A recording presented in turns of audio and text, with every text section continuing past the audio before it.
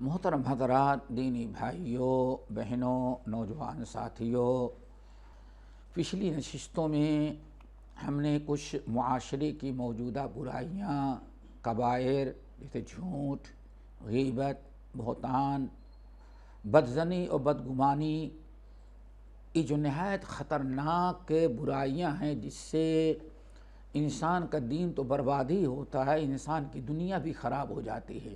آپس میں لڑائیاں، جھگڑے، بغض، اناد، حسد، یہ ساری چیزیں پیدا ہو جاتی ہیں۔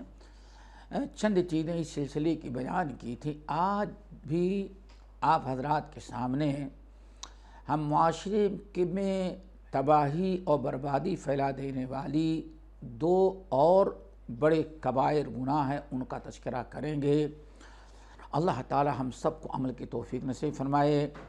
اور وہ دونوں گناہ اور برائیاں جس کا تذکرہ آج اس مجلس میں ہم کرنا چاہتے ہیں کتاب و سنت کی روشنی میں، اس میں ایک تو ہے ناانصافی کرنا، یعنی عدل و انصاف کے بجائے ناانصافی سے کام لیا جائے۔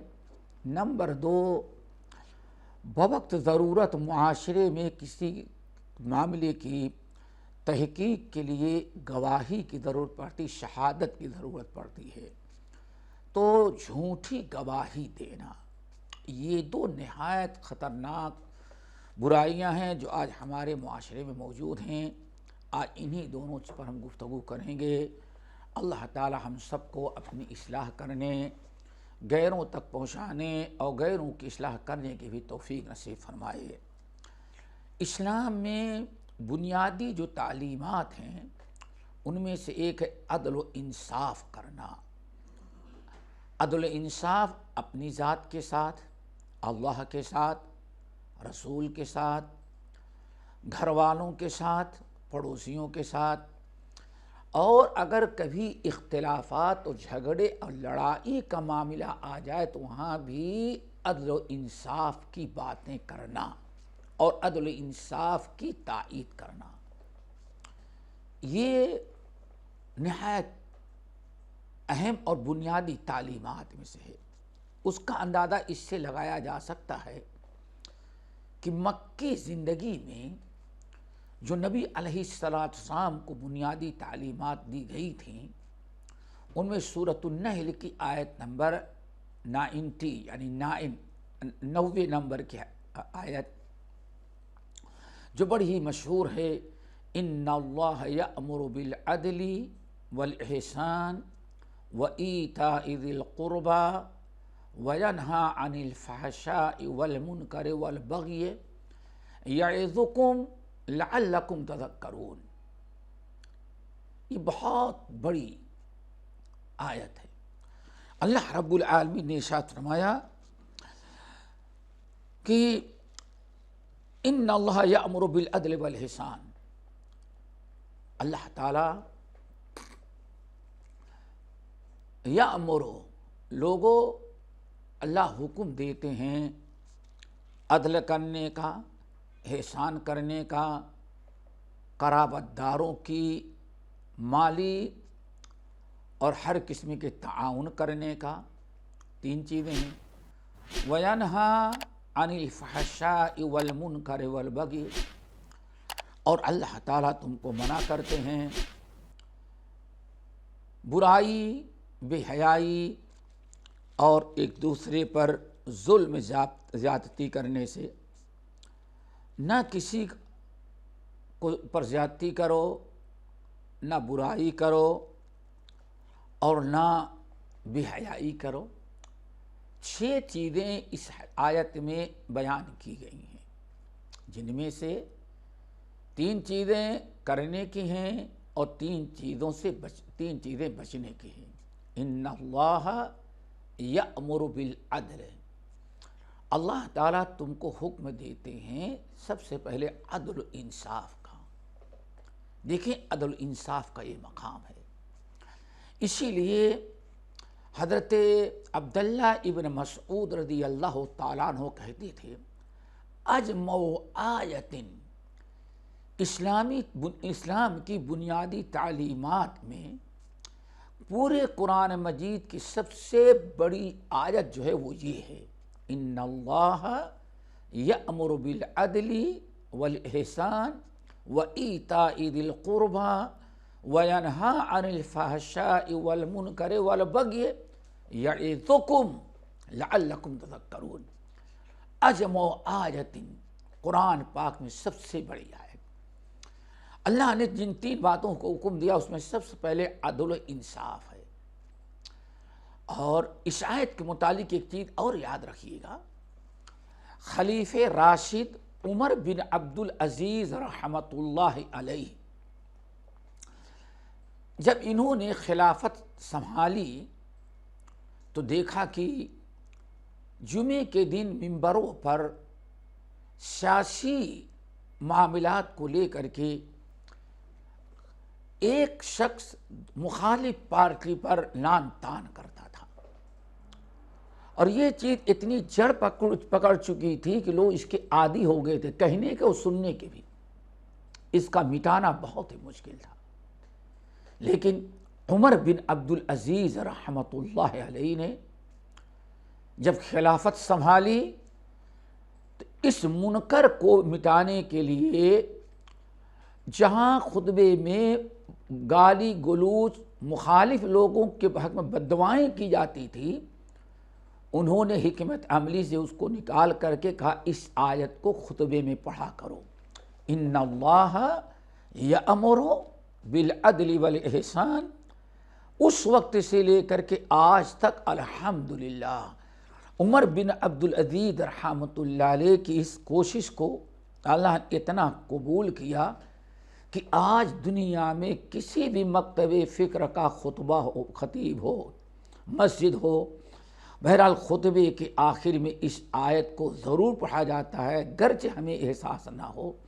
ان اللہ یأمر بالعدل، یعنی عدل انصاف کی کا ایک جھنڈا گاڑ دیا جاتا ہے۔ ہر جمعے کو ہر ممبر سے خطیب مسلمانوں کو اعلان کرتا ہے بھائی عدل و انصاف کا دامن نہیں چھوڑو۔ کاش کہ مسلمان اس چیز کو سمجھتے کہ عدل و انصاف کتنا اونچا مقام و مرتبہ ہے۔ پھر اسی پر نہیں آئیں چند آیتیں آپ کے سامنے ہم پیش کرتے ہیں۔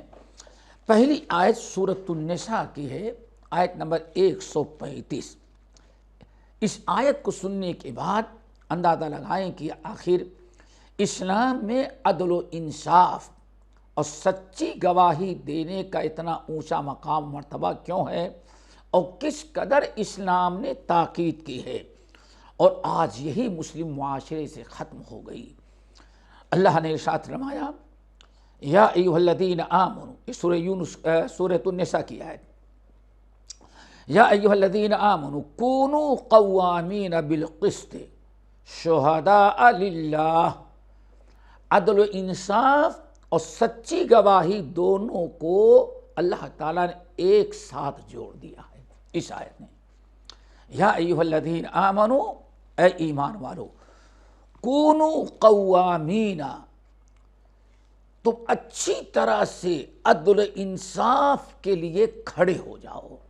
اللہ اکبر، صرف اللہ نے نہیں کہا کہ عدل و انصاف کے لیے کھڑے ہو، نہیں، ڈٹ کر کے قوامین، ایک ہے قائمین یعنی کھڑے رہنا، اور ایک قوامین، بڑی پاور والا جملہ، خوب اچھی طرح سے دل و جان سے حق کی گواہی دینے اور عدل و انصاف کرنے کے لیے تم ڈٹ جاؤ۔ اللہ اکبر۔ آج مسلمان معمولی اپنے جھگڑے میں بیٹھتا جب ہے کہیں تو معمولی مجلسوں سے لے کر کے عدالت تک آپ جائیں، جھوٹ کا پرندہ، جھوٹی گواہیاں، جھوٹی شہادتیں، بہتان تراشیاں، کہاں گئی یہ قرآن پاک کی آیت؟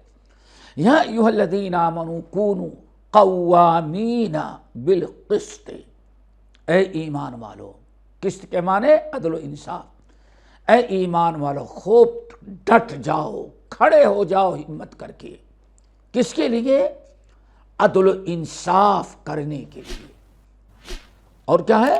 شہداء للہ، اور عدل و انصاف کے ساتھ اللہ تعالیٰ کے حکم کے مطابق سچی گواہی دینے کے لیے ڈٹ جاؤ۔ دیکھیں دو چیزوں کا حکم ہے، عدل انصاف۔ اگر آپ کو کہیں فیصلہ کرنا ہے تو عدل و انصاف، گواہی دینا ہے، پہلے گواہی ہوتی بعد میں فیصلہ ہوتا ہے، ججمنٹ آتا ہے، دونوں کو ایک ساتھ جوڑ دیا اللہ نے۔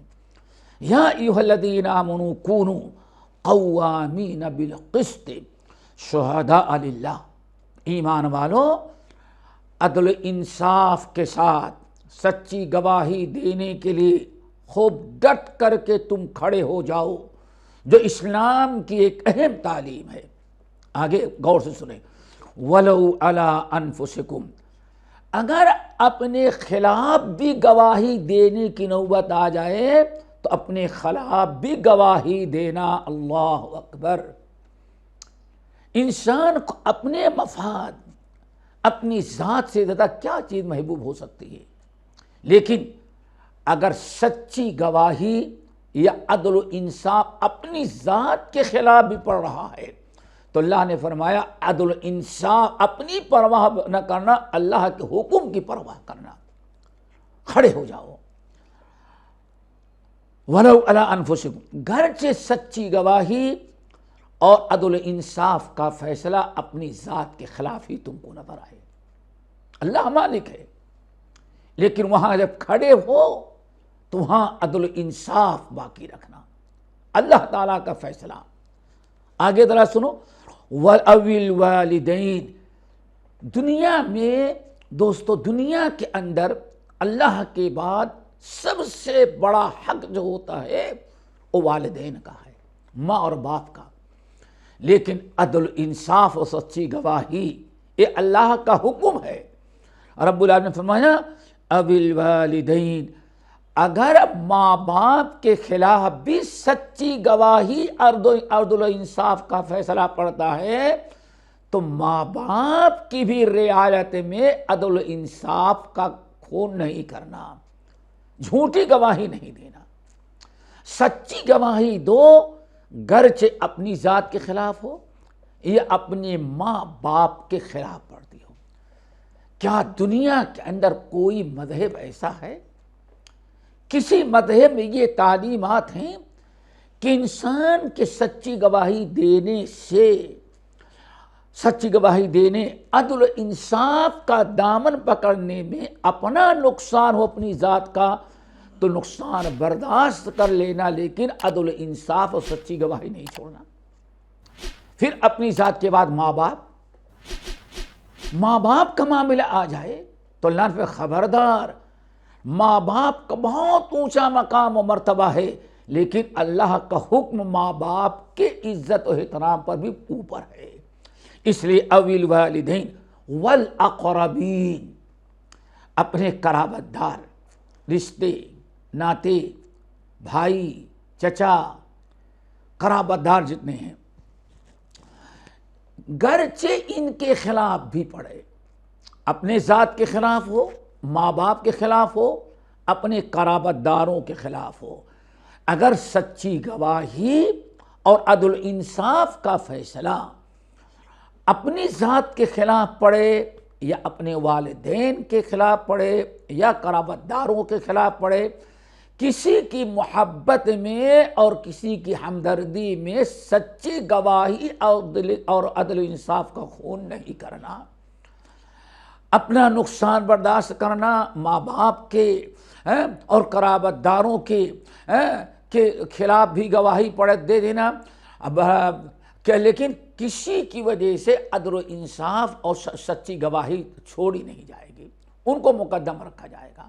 اللہ نے فرمایا، اور اگر کتنی اچھی بات، اللہ تعالیٰ حکیم و خبیر ہیں، ذرا سوچیں اور اس پر غور کریں کہ کبھی ماں باپ یا سامنے قرابت دار یا کسی پریشان حال کی ہمدردی جو ہوتی ہے، سوچیں ٹھیک ہے جھوٹی گواہی تو ہے، عدل انصاف کے خلاف ہے، لیکن فائدہ تو ہو جائے گا غریب بیچارے کا، یہی چیز یاد رکھیں۔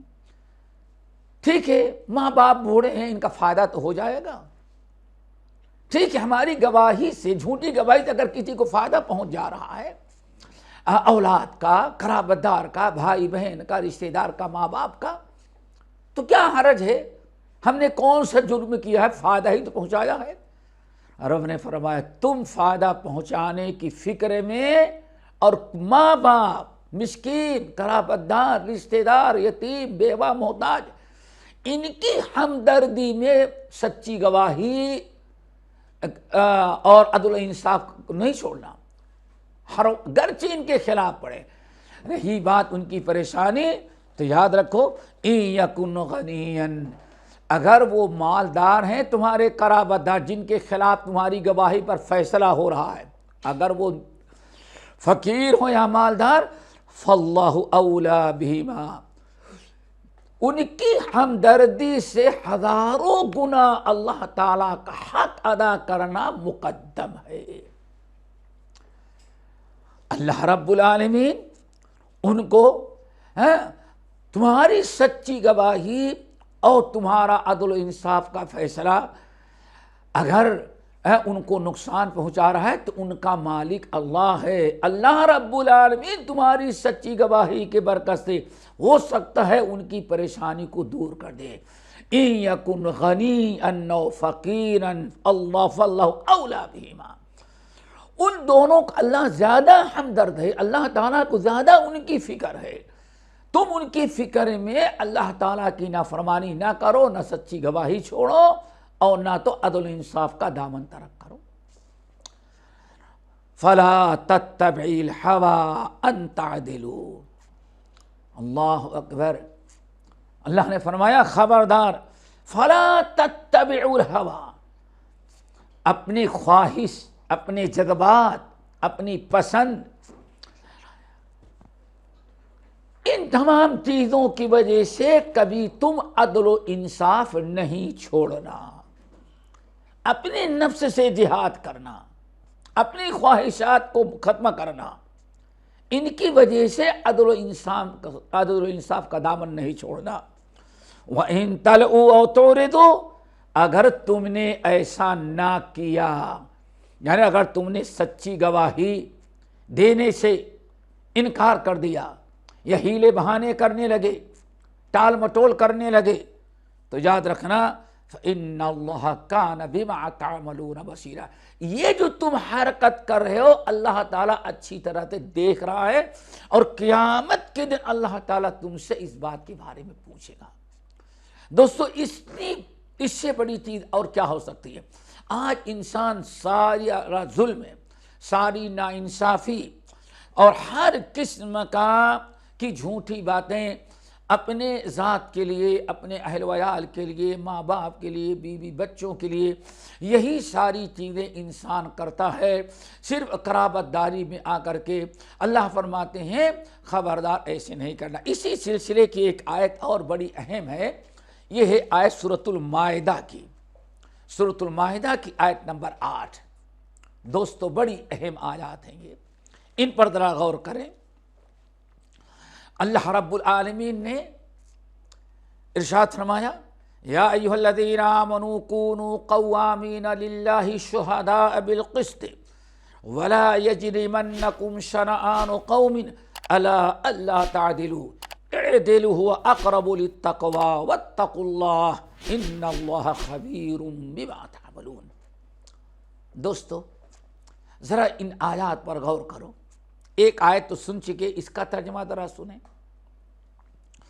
یا ایھا الذین آمنوا، اے ایمان والو، کونوا قوامین للہ شہداء بالقسط، عدل و انصاف کے ساتھ سچی گواہی دینے کے لیے تم اللہ کے واسطے کھڑے ہو جاؤ۔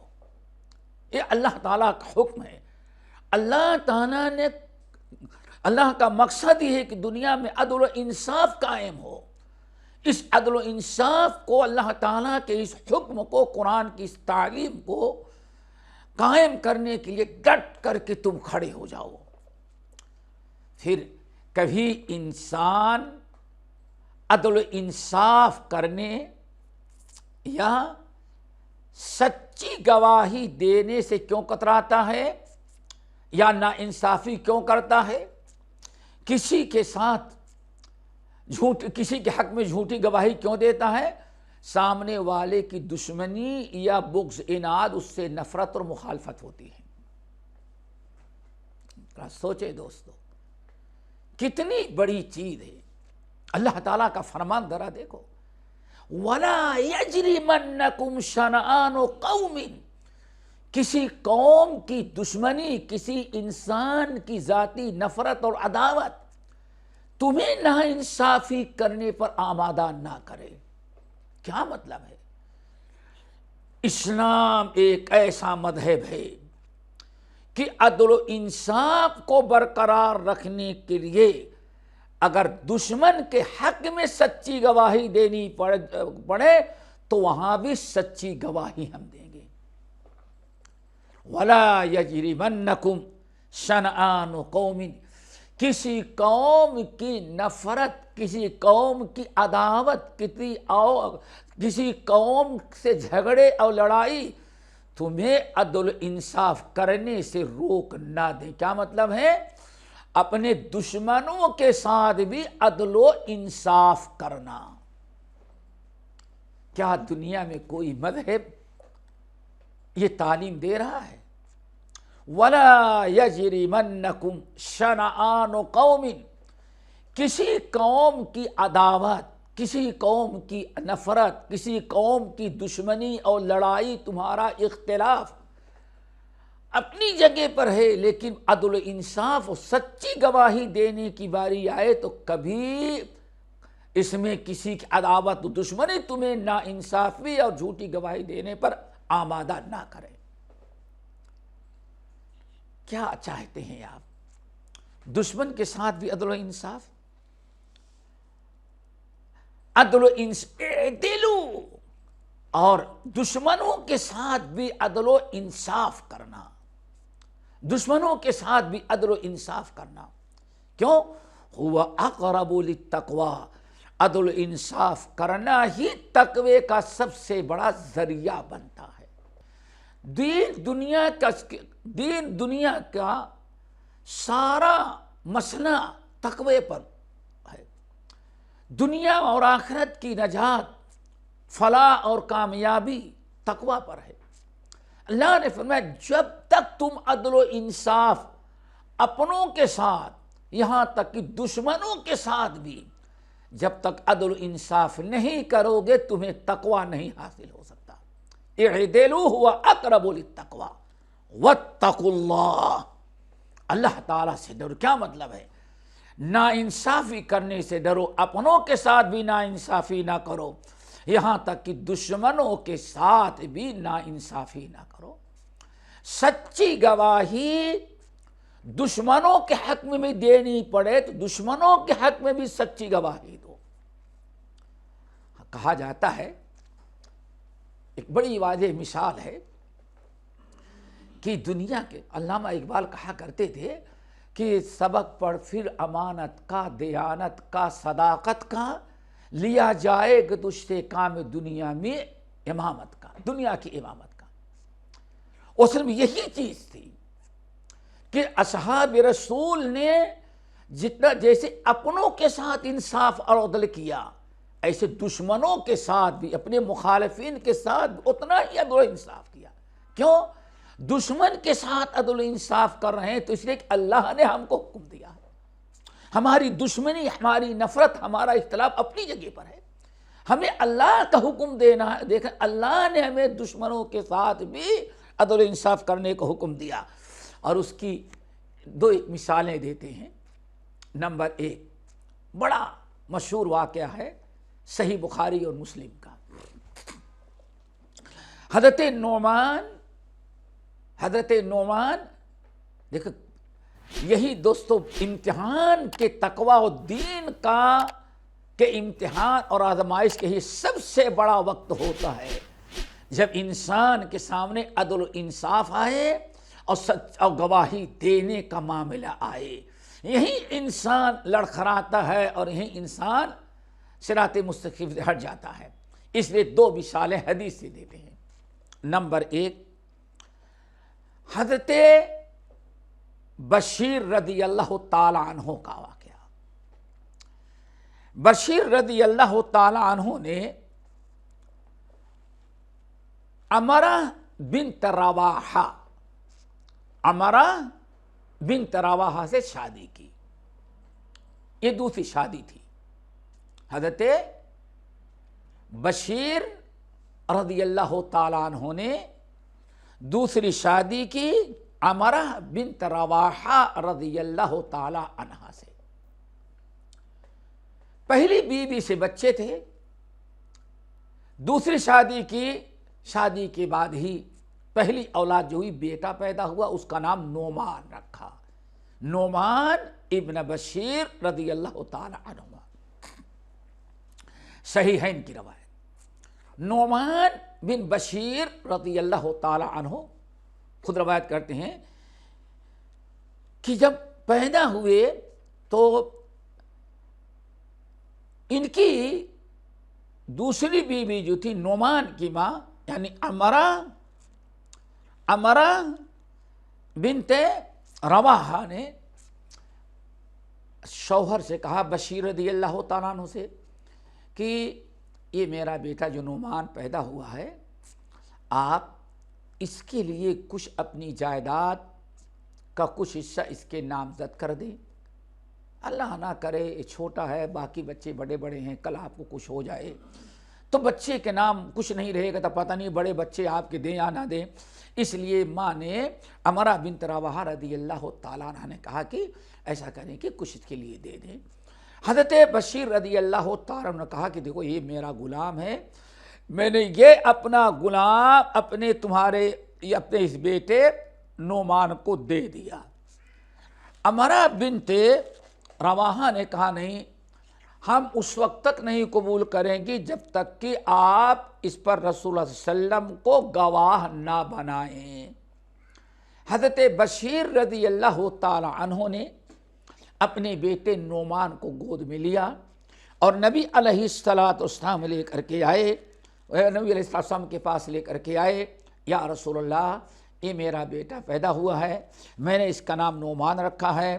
اس کی ماں عمرہ بنت رواحہ جو ہیں انہوں نے کہا ہے کہ میں اس کے لیے کچھ الگ سے نامزد کر جاؤں، کچھ گفٹ تحفہ دے دوں، تو ہم نے ایک غلام ان کو دے دیا ہے کہ یہ فلاں غلام جو ہے وہ ان کا ہے، اس میں کسی کی شراکت نہیں، ہم نے ان کو گفٹ دے دی، اپنے بیٹے نعمان کو گفٹ کر دیا ہے۔ تو اس کی ماں جو عمرہ ہے وہ ماننے کے لیے تیار نہیں، کہتی ہم اس وقت نہیں مانیں گی جب تک کہ اللہ کے رسول کو گواہ اس پر نہ بناؤ۔ تو یا رسول اللہ آپ گواہ رہیں اس بات پر، میں نے اپنے بیٹے نعمان کو یہ غلام دے دیا ہے۔ نبی علیہ السلام نے ارشاد فرمایا، کیا تم نے جتنے تمہاری اولاد سب کو ایک ایک غلام دیا ہے؟ کہا نہیں۔ تو اللہ کے رسول نے کیا فرمایا، اب غور سے سنو، اتقوا اللہ اعدلوا فی اولادکم وانی لا اشہد علی جور، انی لا اشہد علی جور۔ آپ نے فرمایا اللہ تعالیٰ سے ڈرو، اعدلوا فی اولادکم، اپنی اولاد کے درمیان تم عدل و انصاف کرو۔ دیکھا آپ نے، ایسے موقع پر بھی عدل و انصاف کا حکم دیا، اعدلوا فی اولادکم وانی لا اشہد علی جور، میں ظلم و زیادتی پر کبھی گواہ نہیں بنتا۔ اللہ اکبر۔ نبی علیہ السلام دیکھ رہے ہیں کہ ان کے کئی اولاد ہیں، ایک بیٹے کو دے کر کے دوسری اولاد کو نہیں دے رہے، یہ قسم کا ظلم ہے، اور میں کسی ظلم و زیادتی پر گواہ نہیں بنتا، میں گواہی نہیں دیتا۔ اللہ اکبر۔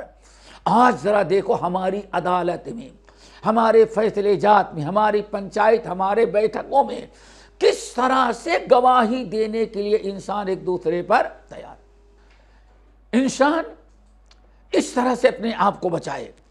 ایک دوسرا واقعہ بڑا اہم ہے دوستو، اس پر بھی ذرا بطور مثال کے کہ دشمنوں کے ساتھ بھی اسلام نے عدل و انصاف کیا ہے. کیوں؟ عدل و انصاف اللہ کا حکم ہے. وہ ہمارا دشمن ہے، ہم اس سے ناراض ہیں، لیکن اللہ کا حکم ہم اس کے ساتھ بھی اپنائیں گے.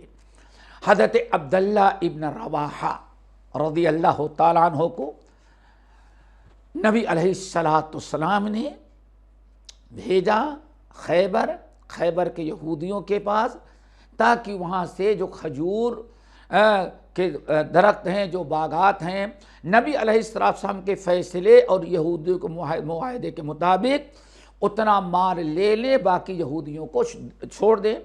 یہ ہمیشہ سے نبی علیہ السلام نے خیبر فتح کرنے کے بعد یہ طے کر لیا تھا کہ زمین ہماری ہوگی، کھیتی تم لوگ کرو، پیداوار کا اتنا حصہ تم لینے لا، اتنا ہم لے لیں گے. حضرت عبداللہ بن رواحہ رضی اللہ تعالیٰ عنہ کو بھیجا نبی علیہ السلام نے کہ جاؤ، فصل تیار ہے، جاؤ نوٹ کر لو، جائیداد لے لو اور لکھ لو کہ ہاں اتنی پیداوار ہوگی، اس میں اتنا یہودیوں کا ملے گا، اتنا مسلمانوں کو ملے گا. عبداللہ بن رواحہ رضی اللہ تعالیٰ عنہ گئے تو وہاں دیکھا یہودیوں نے بہت زیادہ سونا، چاندی، درہم، دینار، جبکہ سب سے بڑے دشمن مسلمانوں کے یہود خیبر تھے. سب سے بڑے دشمن. نبی علیہ السلام کو زہر انہوں نے دیا، نبی علیہ السلام کو قتل کرنے کی سازش انہوں نے کی. ساری حرکتیں اسلام کو نقصان پہنچانے، نبی صلی اللہ علیہ وسلم کے خون لینے، جان لینے کی بھی ساری کوششیں اسے انہوں نے کی تھی. اتنا کسی اور نے نہیں کیا تھا جتنا یہودیوں نے کیا تھا. اتنے بڑے دشمن اور کیا ہو سکتے ہیں. عبداللہ بن رواحہ رضی اللہ تعالیٰ عنہ گئے اور یہودیوں نے کہا دیکھو، یہودیوں نے سونا، چاندی، درہم، کیش بہت اکٹھا کیا تھا.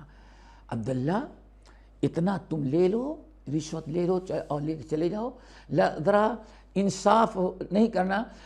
اناج اور غلہ فصل جتنی پیدا ہو رہی ہے، اگر 100 کنٹل پیدا ہو رہی تو صرف 50 کنٹل لکھ دینا، ذرا ہمارا فائدہ ہو جائے گا، اور اتنا تم کو دے رہے تمہارا بھی فائدہ ہو جائے گا. اس طرح سے ناانصافی کرنے پر انہوں نے رشوت دیا، یہودیوں نے دیا. لیکن عبداللہ بن رواحہ رضی اللہ تعالی عنہ نے کہا وَيْلَكُمْ وَيْحَكُمْ يَا مَعْشَرَ الْيَهُودِ إِنَّكُمْ لَأَبْغَضُ إِلَيَّ مِنْ الْقِرَدَةِ وَالْخَنَازِيرِ. اے یہودیو، اپنا یہ سارا مال لے جاؤ. سن لو، تم ہمارے نزدیک تمہارے کتے اور خنزیر، بندر جو ہیں، ان سے بھی زیادہ ہمارے نزدیک تم بدتر ہو. کیوں؟ آج تک تمہارے گدھوں نے، تمہارے کتوں نے، تمہارے خنزیر اور بندروں نے کبھی رشوت دے کر کے کسی مسلمان کو ناانصافی کرنے پر آمادہ نہیں کرنا چاہا. تمہارے جانوروں نے وہ حرکت نہیں کی جو تم نے ہمارے ساتھ حرکت کی. ہمیں رشوت دے کر کے ناانصافی، عدل و انصاف کے خلاف فیصلہ کروانا چاہتے ہو. ہمارے نزدیک تم جانوروں سے بھی زیادہ بدتر ہو. جب اس طرح سے کہا تو یہودیوں نے یہ بات پکڑ لی، کہا بس ٹھیک ہے، فیصلہ ہو گیا. اگر آپ کے نزدیک آپ ہم سے اتنا نفرت کرتے ہیں، آپ ہم کو اتنا بڑا دشمن سمجھتے ہیں کہ ہمارے کتے اور خنزیر اور بندروں کو بھی ہم سے بھی بدتر ہم کو سمجھتے ہیں، تو ہم آپ سے عدل و انصاف کی توقع ہی کیا کریں گے. دیکھا کس طرح سے یہودی سازش کے. پھر ہم کیسے یقین کر لیں کہ آپ ہمارے ساتھ عدل و انصاف کریں گے جب ہم سے اتنی نفرت آپ کرتے ہیں. حضرت عبداللہ ابن مسعود، عبداللہ بن رواحہ رضی اللہ تعالیٰ عنہ نے جواب دیا، ادھر سننے کے لائق ہے. کہتے ہیں یا معاشر الیہود، سن لو، لقد جئتکم من احب الخلق الیہ. پوری کائنات میں ساری مخلوقات میں سب سے زیادہ محبت ہمیں محمد صلی اللہ علیہ وسلم سے ہے. محمد صلی اللہ علیہ وسلم سے زیادہ محبوب ہمارے نزدیک کوئی نہیں ہے. میں کائنات میں سب سے زیادہ محبوب انسان کی طرف سے میں آیا ہوں. وَعَلَىٰ أَنْتُمْ أَبْغَضُ إِلَيَّ، اور دنیا میں سب سے زیادہ دشمنی اور نفرت تم سے ہماری ہے. لیکن یاد رکھنا، تو نبی علیہ کی محبت اور تمہاری نفرت ہمیں ناانصافی کرنے پر، جھوٹی گواہی دینے پر آمادہ نہیں کر سکتی، روک نہیں سکتی۔ ہم عدل و انصاف سے فیصلہ کریں گے، نہ محمد صلی اللہ علیہ وسلم کی محبت کا لحاظ کریں گے، نہ تمہاری عداوت کا۔ میرے بھائیو، ایک ایسی یہ بات انہوں نے کہہ دی ہے جس سے اندازہ لگتا ہے کہ مسلمان ہر موقع پر اپنے عدل و انصاف قائم کرتے رہے، دشمنوں کے ساتھ بھی انصاف کیا، اپنوں کے ساتھ بھی کیا، کبھی ناانصافی نہیں کیا، سچی گواہی اپنوں کے حق میں بھی دی اور دشمنوں کے حق میں بھی اتنی ہی سچی گواہی دی، کبھی دشمن میں فرق نہیں کیا۔ یہی اسلامی تعلیمات تھی، لیکن آج دنیا کے لوگوں نے اس کو چھوڑ دیا۔ آئیں ایک اور بڑی مثال، آج ہمارے یہاں نکاح اور طلاق اور خلع کے مسائل آتے ہیں۔ اللہ اکبر!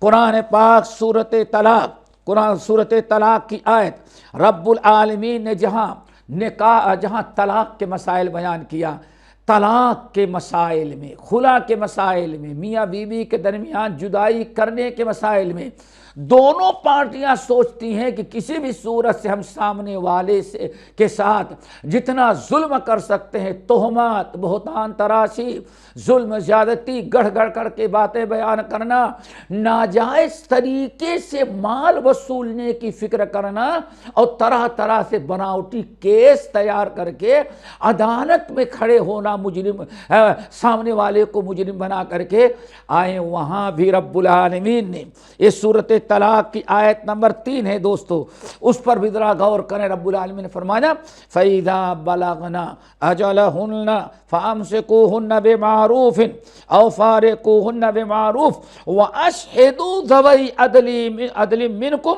وَأَقِيمُوا الشَّهَادَةَ ذالکم للہ ذالکم یؤذ بہ من کان باللہ والیوم الآخر ومن یتق اللہ یجعل لہ مخرجا ویرزقہ من حیث لا یحتسب ومن یتوکل علی اللہ فہو حسبہ۔ اللہ اکبر! ومن یتوکل اللہ فہو حسبہ ان اللہ بالغ امرہ ان قد جعل اللہ لکل شیء قدرا۔ آیت نمبر 3 ہے دوستو۔ ذرا سوچو، میں اس لیے کہتا ہوں قرآن اور حدیث کو آج اگر صحیح معنوں میں پیش کیا جائے اور پھر آج کے حالات کا جائزہ لیا جائے تو نہ معلوم پڑتا ہے آج ہمارا جو جھگڑا ہم عدالت میں کھڑے ہو کر کے برادری میں بیٹھ کر کے جو کر رہے ہیں، معلوم پڑتا ہے ابھی قرآن اور حدیث کا یہ نزول ہو رہا ہے، معلوم نہیں پڑتا اتنی پرانی چیز ہے۔ یہی قرآن کا کمال ہے۔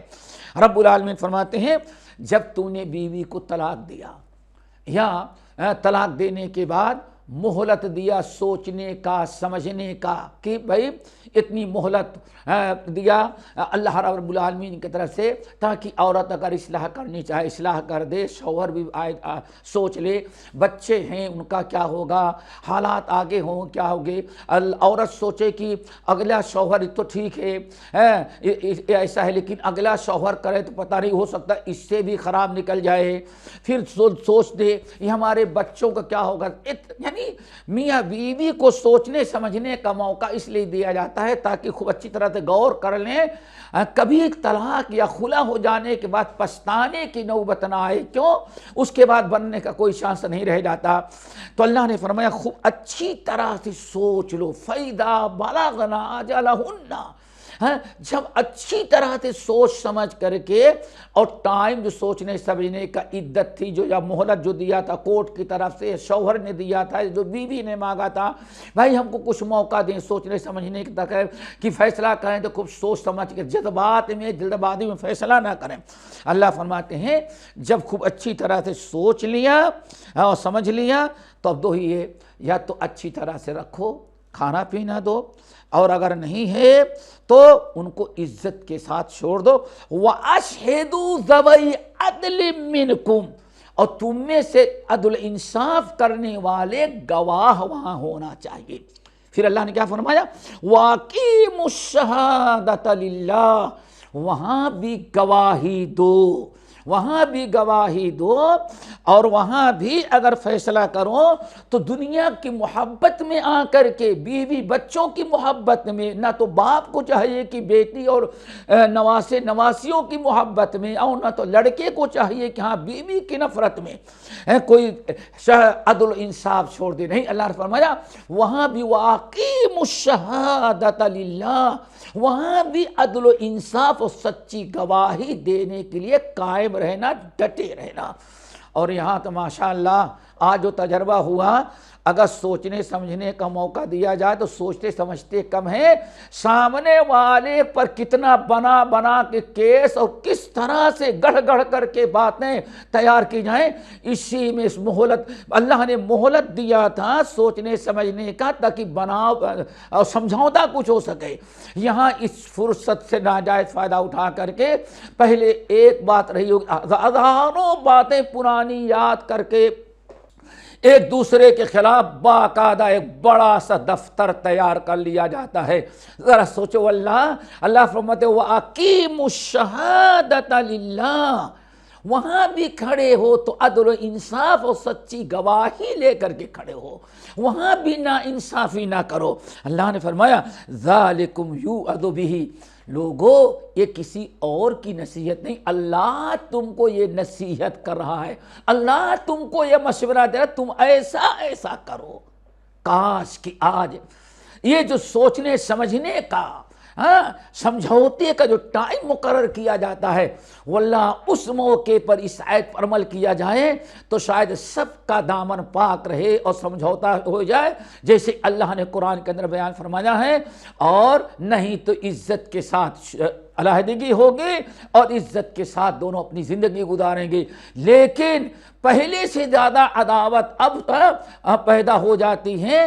کیوں؟ اس میں چغل خوری، جھوٹی گواہی، اور یہ بتانا کہ ہاں ایسے ایسے ان پوائنٹس پر بات لکھو اور ایسی ایسی باتیں وہاں بیان کرو، لا حول ولا قوت الا باللہ. اور وہ بھی کہیں وکیل کے ہاتھ میں کیس چڑھ گیا تو پیدا ہوا وکیل تو شیطان نے کہا لو آج ہم ایک صاحب اولاد ہو گئے. جس دن کوئی وکیل بنا، شیطان کہتا ہے جھوٹ بولنے والا فرادی ایک اور ہمارا بیٹا تیار ہو گیا. پیدا ہوا وکیل تو شیطان نے کہا لو آج ہم بھی صاحب اولاد ہو گئے. میرے بھائی، اللہ کی نصیحت، علماء کی نصیحت، قرآن کی نصیحت، ذالکم یوعظ بہ واقیموا الشہادۃ للہ. وہاں جب میں فیصلے کے لیے کھڑے ہو تو وہاں بھی سچی گواہی اور عدل انصاف کو قائم کرو. اللہ نے فرمایا من کا اگر تم نے ایسا کیا تو وَمَن يَتَّقِ اللَّهَ يَجْعَلْ لَهُ مَخْرَجًا، اگر اللہ تعالیٰ کے فیصلے کے مطابق تم نے غور فکر کیا، عدل انصاف کیا، تو اللہ تعالیٰ کوئی نہ کوئی راستہ دونوں کے لیے نکال دے گا. وَيَرْزُقْهُ مِنْ حَيْثُ لَا يَحْتَسِبُ، اور اللہ تعالیٰ دونوں کو رزق کا، دونوں کے جوڑے کا ایسا انتظام کریں گے جہاں سے اللہ بندہ تصور بھی نہیں کر سکتا. اللہ رب العالمین فرمایا وَمَن يَتَوَكَّلْ عَلَى اللَّهِ، جو اللہ تعالیٰ کی ذات پر توکل کرتے ہیں اللہ تعالیٰ ان کے لیے کافی ہوتے ہیں. اس طرح سے دوستو یہ ہم نے قرآنی آیات پیش کی ہیں. اس سلسلے میں احادیث بہت زیادہ ہیں، لیکن آج کی مجلس اجازت نہیں دیتی. انشاءاللہ پھر کسی اور موقع پر اللہ تعالی ہم سب کو ہر معاملے میں عدل و انصاف اور سچی گواہی دینے کا علم بردار بنائے. جھوٹے بہتان تراشیاں، ظلم زیادتی، ہیلے بہانے اور گڑھ گڑھ کر کے سامنے والے پر کیس تیار کرنے اور اپنے حق میں فیصلہ لینے کے لیے جتنی بھی جھوٹی گواہی چاہے اور جتنے بھی جھوٹ بولنا چاہے سب کچھ ہمارے ہاں مباح ہو جاتا ہے. اسی وجہ سے مزید بگاڑ پیدا ہوتا ہے. اللہ ہم سب کو عمل کی توفیق نصیب فرمائے. اقول قولی ھذا واستغفر اللہ من کل ذنب واتوب الیہ. یہ چند سوالات ہیں، یہاں نماز کا وقت بھی ہو رہا ہے. نمبر 1، اس نے جھوٹی گواہی دی، اسے توبہ کے لیے کیا کرنا چاہیے جس نے جھوٹی گواہی دی؟ دیکھیں، جھوٹی گواہی دی ہے تو سب سے پہلے تو نادم ہو، شرمندہ ہو کہ واقعی ہم نے ایسا کام کیا ہے، اللہ تعالی ہمیں معاف کر دے. اور جب بھی اس کو یہ گناہ یاد آئے اس سے وہ توبہ کرتا رہے. اور توبہ کرنے کے ساتھ ساتھ اگر آپ نے جھوٹی گواہی دے کر کسی کو پریشان کر دیا ہے یا اس کی کوئی حق تلفی ہوئی ہے تو آپ اس سے مل کر کے معذرت کر لیں گے تو اللہ تعالیٰ کے ہاں انشاءاللہ کبھی امید ہے کہ آپ کو ضرور اللہ تعالیٰ معاف کرے گا۔ التوبۃ الندامہ۔ اور اگر وہ انسان دنیا سے جا چکا ہے تو اس کے حق میں جتنی دعائیں مغفرت کر سکتے ہیں اس کے حق میں دعائیں مغفرت کریں، تاکہ یہ اس کے ساتھ جو زیادتی ہو گئی ہے اس کا کفارہ اور بدل ہو جائے۔ نمبر 2، کیا دو اختلافی فریقوں کے درمیان صلح کرانے کے لیے جھوٹی قسم کھانا جائز ہے؟ اصل میں جھوٹی قسم کھانا کسی بھی حالت میں جائز نہیں ہے۔ یہ ہے کہ نبی علیہ السلام نے ارشاد فرمایا جس جگہ جھوٹ بولنا جائز ہے وہ ایک ہے کہ میاں بیوی کا آپس میں اختلاف ہو یا دو بھائیوں کے درمیان جھگڑا ہو، لیکن جھوٹ کیسے بولنا ہے، جھوٹ سے کیا مراد ہے؟ وہاں جھوٹ سے مراد یہ ہے کہ ایسی بات ہے ان کے بارے میں کہیں ایک کے سامنے جو دوسرے کے متعلق غلط فہمیاں رکھتا ہے وہ دور ہو جائے۔ مثلا دونوں کے آپس میں کچھ لڑائی ہے، آپ ایک پارٹی سے ملے، بھائی الحمدللہ خیریت سے ہیں، ہاں کل بھائی ان سے ملاقات ہو گئی تھی، وہ بہت ہی آپ کی تعریف کر رہے تھے، ہم نے تو سنا تھا کہ آپ کی ان کی ٹھنی رہتی ہے، لیکن کل وہاں گئے تو ماشاءاللہ وہ تو بڑی آپ کی تعریف کر رہے تھے اور بڑے افسوس کر رہے تھے، پتہ نہیں ہمارے بھائی کیوں ناراض ہو کر کے بات چیت بند کر لی ہیں۔ دیکھیں کوئی جھوٹ کا تعلق اس سے ہے جس سے دونوں میں سمجھوتا ہو جائے، غلط بدگمانی دور ہو، پھر وہاں سے اٹھے دوسرے کے پاس ان کے پاس چلے گئے، صاحب ماشاءاللہ کل وہ ان سے ملاقات ہو گئی تھی تو ان سے بات ہو رہی تھی تو انہوں نے کہا بات بھائی مجھے بڑی تکلیف ہے، ہمارے بھائی فلاں ہم سے پتہ نہیں کیوں ناراض ہو گئے ہیں، ہم سے کیا غلطی ہو گئی جو اتنا ناراض ہو گئے ہیں، بڑے ہم سے کلوز تھے، بہت ہم سے ملے ہوئے تھے، لیکن ہمیں بڑا دکھ ہے کہ کچھ پتہ بھی نہیں ہمیں کیوں اتنا ناراض ہو گئے، تو آپ کی بڑی تعریف کر رہے تھے، بڑا صدمہ کر رہے تھے۔ یعنی دونوں سمجھوتے کی باتیں کرنے کے لیے اس قسم کا جھوٹ بولنا جائز ہے جس میں کسی کا نقصان اور فریب اور فراڈ نہیں ہے۔ اس کے علاوہ اور ہر حال میں کسی جھوٹ اور اس سے زیادہ جھوٹ بولنا جس سے کسی کو کا نقصان ہو وہ کسی حالت میں جائز نہیں۔ نمبر 3، اچھی بات نشر کرنے کے لیے اس نے ایک حدیث ای میل کے بعد ملا کہ وہ حدیث موضوع اب کیا کریں۔ قرآن پاک نے بڑی وضاحت کے ساتھ کر دیا ہے اور اس کا حل قرآن الا الذین تابوا واصلحوا وبینوا۔ اگر آپ نے ای میل کر دیا ہے، بات مہدی جھوٹی نکلی تو الحمدللہ جیسے آپ نے اس کو پہنچایا تھا آپ دوسرا ای میل بھیج دیں، توبہ کریں، آئندہ سے نہ کرنے کا اللہ سے وعدہ کریں، وبینوا سورۃ البقرہ کی آیت، اور آپ اس کو بیان کر دیں، ہاں بھائی یہ ہمیں معلوم نہیں تھا، فلاں کی بات پر بھروسہ کر کے ہم نے ای میل میں ڈال دیا تھا آپ لوگوں کے پاس، لیکن اب پتہ چلا کہ یہ درست نہیں ہے، حدیث صحیح نہیں ہے، اس لیے آپ اس کو آگے نہ بڑھائیں۔ وبینوا پر آپ 3 چیزیں الا الذین تابوا واصلحوا وبینوا، اپنی اصلاح کر لیں، توبہ کر لیں اور بیان کر دیں کہ ہاں یہ چیز غلطی سے ہو گئی چلی گئی ہے، آپ اس کو ڈیلیٹ کر دیں، یا آپ بھی جن کو پہنچائے ہیں اپنے ای میل سے بھیج دیں کہ بھائی یہ حدیث صحیح نہیں ہے، بعد میں ہمیں معلوم ہوا، تو انشاءاللہ آپ اس سے بالکل بری ہو جائیں گے اور قرآن پاک کی آیت کے مطابق آپ کی توبہ بھی اللہ تعالیٰ قبول کر لے گا۔ سوال کسی کا یہ ہے کہ ایک شخص کی بیوی نے خلا لیا اور خلا لینے کے بعد عدت بھی گزر گئی، اپنا الگ الگ ہو گئے، لیکن اب دوبارہ پھر وہ دونوں ایک دوسرے کے ساتھ رہنا چاہتے ہیں تو اس کا کیا حل ہے؟ تو کتاب و سنت کی روشنی میں اگر وہ اس بات پر اگر اپنی اصلاح کر لیں، جن باتوں پر اختلاف ہوا تھا، جو خلا ہوا تھا، اگر ان تمام چیزوں کو دور کر لیں، سمجھوتا کر لیں اور پھر دوبارہ میاں بیوی بن کے رہنا چاہیں تو نیا نکاح کرنا پڑے گا، نیا نکاح کر لیں گے چاہے ولیمہ نہیں بھی کریں گے کوئی بڑا شاندار، لیکن یہ کہ نکاح کرنا پڑے گا، 10-20 یا اتنے لوگوں کو اکٹھا کر لیں کہ جس سے پتہ چل جائے کہ ہاں بھائی ان دونوں نے دوبارہ نکاح کر لیا ہے، اعلان ہو جانا چاہیے، لوگوں کو پتہ چل جانا چاہیے، چپکے نہ کریں، ورنہ غلط فہمی، بھائی طلاق دے دینے کے بعد کیوں یہ دونوں ساتھ جا رہے ہیں، تو غلط فہمی دور کرنے کے لیے اعلان ہونا چاہیے، اور اعلان ہوگا، مسجد میں نکاح پڑھ لے، 10-20 آدمی اکٹھا ہو جائیں کہ بھائی یہ ان دونوں کی جدائی ہوئی تھی، اب دوبارہ یہ نکاح کر کے پھر میاں بیوی بن کے رہنا چاہتے ہیں، تو انشاءاللہ کوئی مدعا کوئی حرج نہیں ہے۔ اس میں جو ہمارے ہاں حلالہ کا رواج ہے، وہ حلالہ وغیرہ کروانے کی کوئی ضرورت نہیں، صرف نکاح ہے جدید کرنا پڑے گا۔